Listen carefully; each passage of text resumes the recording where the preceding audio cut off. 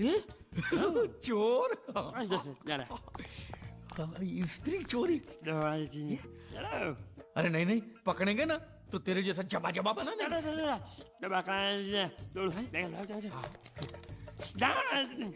स्त्री गायब।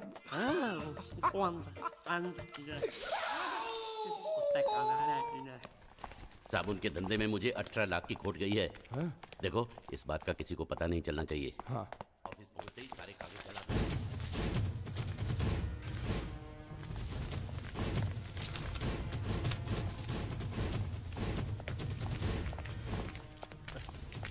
पैसा मिला? जी नहीं मिला। तो फिर यहाँ हाथ लटकाए हुए किस लिए आए हो? एक नंबर के निकम्मे हो तुम। पैसा वसूल नहीं कर सकते? जब मैंने इसे इस गांव की वसूली की जिम्मेदारी सौंपी थी तभी मैं समझ गया था ये कंपनी डूबेगी। मंगल से छुपा कर चुप चुप के मैं तुम्हें इतने सारे पैसे देता हूँ और तुम मुझे ही डुबा रहे हो। मैं क्या बताऊं सेठ जी, वो जीतू नाम का लड़का इतना चालाक था कि सब उसकी बातों में आ गए, मैं भी आ गया। अरे पैसे तो मेरे डूबे ना। तुम तो कह रहे थे वो पानी में डूब कर मर गया और इंश्योरेंस के पैसे मिल जाएंगे। क्या हुआ उसका? उसका बाप बोलता है कि अभी तक उसकी लाश मिली नहीं, इसलिए इंश्योरेंस वाले पैसे नहीं दे रहे। झूठ बकवास कर रहा है उसका बाप। उसका बाप पैसे खा गया होगा। जाकर उसके बाप का गला दबोचो, फटाफट पैसे मिलने शुरू हो जाएंगे। अजी गला दबाना तो कुछ नहीं, लोगों ने उसकी हालत इससे भी ज्यादा खराब कर दी है। बीच बाजार में उसकी धोती उतार दी, घर पे पत्थर फेंके। अब तो लोग बोल रहे हैं अगर उसने पैसे नहीं दिए तो उसका घर जला देंगे। ये हुई ना बात। इसे कहते हैं वसूली, इसे कहते हैं लेनदार, इसे कहते हैं असली हिंदुस्तानी। हिसाब लायो। हाँ हिसाब ये रहा, ये रहा। एक मिनट। ये जीत के बच्चे ने मेरा भाई साहब, काम कर दिया। ओ धोती वाले भाई साहब, सुनिए, मैं प्रभात सिंह चौहान की बेटी हूँ, मीनाक्षी। आप क्या किसी जीत नाम के लड़के को जानते हैं? हाँ, क्या हुआ? अच्छी तरह जानते हैं? बहुत अच्छी तरह। अव्वल नंबर का धोखेबाज था वो, रुपए लेकर पैसे लेकर गायब हो जाता था।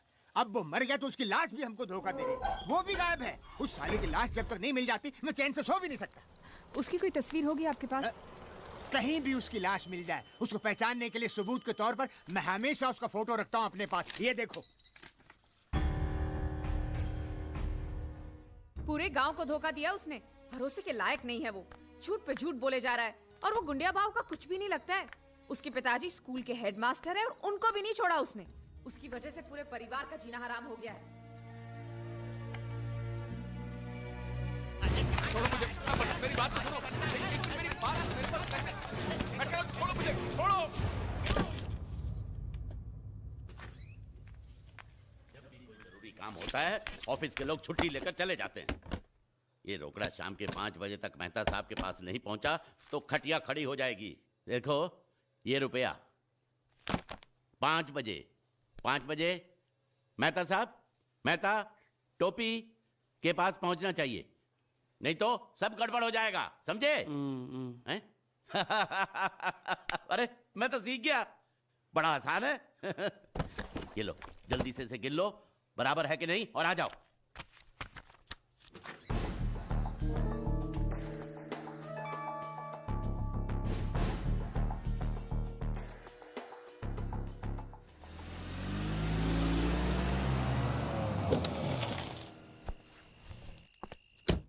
भैया पिताजी अभी तक आए नहीं।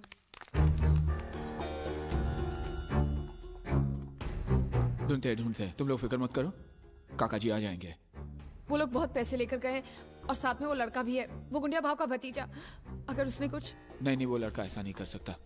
मैं जानती हूँ वो एक नंबर का धोखेबाज है, वो हमें जरूर धोखा देगा और पैसों के लिए वो कुछ भी कर सकता है भैया, कुछ भी। मैं जानती हूँ, इसलिए कह रही हूँ आप जल्दी कुछ कीजिए प्लीज। बता साले, वो कब से यहाँ पर है? क्या उनके जाने के बाद किसी का यहाँ पर फोन आया है? नहीं, हमने बहुत जगह ढूंढा लेकिन अभी तक उनकी कोई खबर नहीं आई। चौकी से मैसेज है साहब। उसको गिरफ्तार कर लिया है। ओके। लेकिन वो कुछ बोल नहीं रहा। ओके, वो आदमी हमें मिल गया है लेकिन पूछने पे कुछ बता नहीं रहा। जाके साले को तो झापड़ लगाऊंगा ना तो पोपट की तरह बोलना शुरू कर देगा। चलो।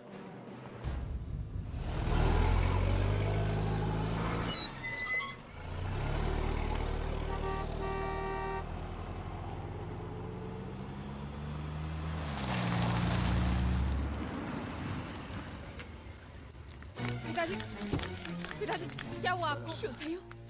काका कैसे हुआ ये? कुछ नहीं। घबराओ नहीं, ठीक तो हो ना? घबराओ नहीं, मैं ठीक हूँ। ओह, छोटा सा एक्सीडेंट हो गया। वो अच्छा हुआ कि कन्हैया साथ में था, उसने बचा लिया, मुझे अस्पताल लेकर गया।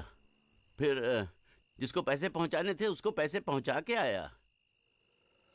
फिर वो दवाई लेने गया, उसके बाद वापस ही नहीं आया।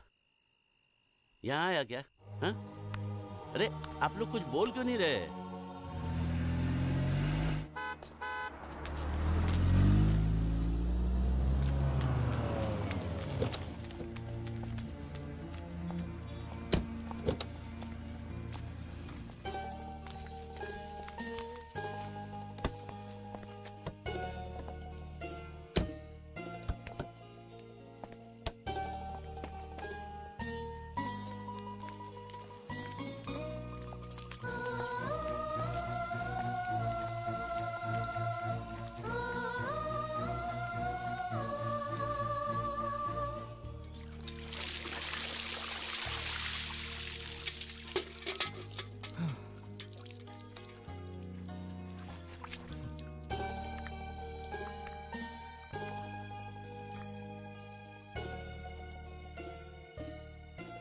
जब तुम वापस नहीं आए तो हमने सोचा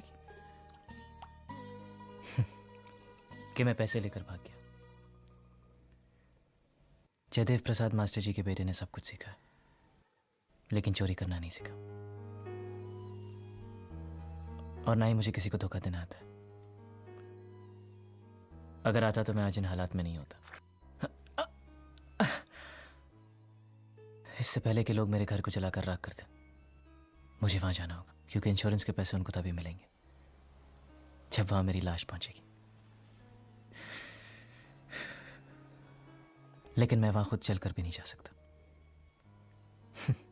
किसी को कंधा देना होगा, मेरे शरीर को।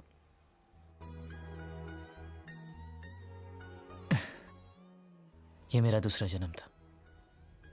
बिना कुछ सुने, बिना कुछ कहे जिए जा रहा था।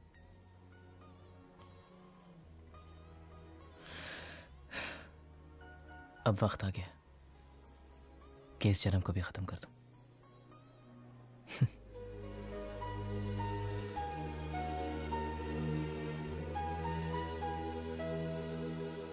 चला दो इनको। और ये क्या खाता है? ये खाता फिशिंग फाइनेंस कंपनी का खाता है। अरे 35 लाख का तो हमारा इन्वेस्टमेंट है, तो 36 लाख का घाटा कैसे हो गया? वो देखिए, हमने 35 लाख लोगों को कर्जे पे दिया। उस 35 लाख को वसूल करने के लिए 1 लाख रुपया और लग गया। वो क्या है कि वसूली के चक्कर में कई बार मुझे अस्पताल के चक्कर काटने पड़े।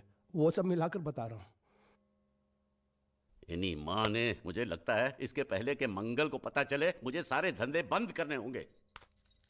कोई बात नहीं, मंगल भैया को हम बता देंगे, और सिर्फ इस घाटे के बारे में नहीं, इस साल के सभी घाटों के बारे में हम ही बता देंगे। क्या? हाँ, और वो शर्मा जी से कितना वापस लेना है आपको? शर्मा? कौन शर्मा? कैसा शर्मा? कहाँ का शर्मा? क्यों भाई, तुम किसी शर्मा को जानते हो? हाँ हाँ, नहीं नहीं नहीं नहीं नहीं, कौन सा शर्मा? ये नहीं जानता शर्मा को, मैं नहीं जानता शर्मा को। तुम लोग कहाँ से शर्मा को जानते हो? मैं क्या बात कर रहे हो? अच्छा, तो वो सब आप मंगल भैया से ही पूछना। अरे देवियो, मेरी बात सुनो। देखो बेटा, मंगल भैया को कुछ मत कहना है? वो तुम जो कहोगी वो मैं तुमको दूंगा। मुझे कुछ नहीं चाहिए, पहले आप ये आलतू फालतू के धंधे बंद करो और कुछ बड़ा सोचो। करूंगा। आपको मालूम है मंगल भैया का हर बिजनेस फायदे में क्यों जाता है? क्योंकि वो अपने हर धंधे की शुरुआत श्रुति के हाथों करवाते हैं। इसलिए मेरी बात मानो पिताजी, और आप अपनी फाइनेंस कंपनी की नई शुरुआत श्रुति के हाथों से ही करवाओ। लेकिन कैसे? मेरी बात ध्यान से सुनो। आप अभी श्रुति को 13,90,000 दे दो, और वो अगले साल आपको सूद समेत सारे वापस लौटा देगी।